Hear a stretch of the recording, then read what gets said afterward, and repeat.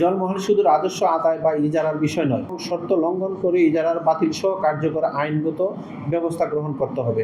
প্রকৃত জেলেদের মাছ ধরার ঐতিহ্যগত অধিকার আইনগত ও প্রশাসনিক নিশ্চিত করতে হবে। প্রভাবশালী গোষ্ঠীর দখল, হয়রানি ও অবৈধ নিয়ন্ত্রণ বন্ধে কার্যকর ব্যবস্থা গ্রহণ করতে হবে। জলমহল শুধু রাজস্ব আদায় বা ইজারার বিষয় নয়, এটি হাওরের পরিবেশ, জীববৈচিত্র্য, মৎস্য সম্পদ এবং স্থানীয় মানুষের জীবিকার সঙ্গে ওতপ্রোতভাবে জড়িত।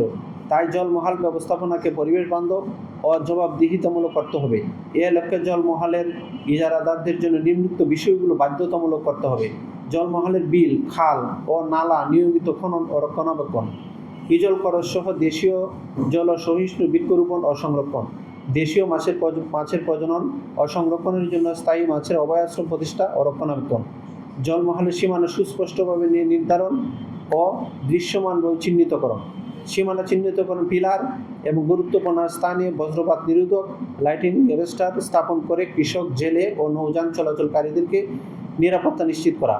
এসব শর্ত বাস্তবায়নে নিয়মিত তদারকি নিশ্চিত করতে হবে এবং শর্ত লঙ্ঘন করে ইজারার বাতিল সহ কার্যকর আইনগত ব্যবস্থা গ্রহণ করতে হবে।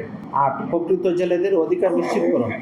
হাওরে বাসান পানি প্রকৃত জেলেদের ঐতিহ্যগত জীবিকা ও সাংস্কৃতিক অবিচ্ছেদ্য অংশ। তাই বাসান পানিতে প্রকৃত জেলেদের মাছ ধরার ঐতিহ্যগত অধিকার আইনগত ও প্রশাসনিক নিশ্চিত করতে হবে।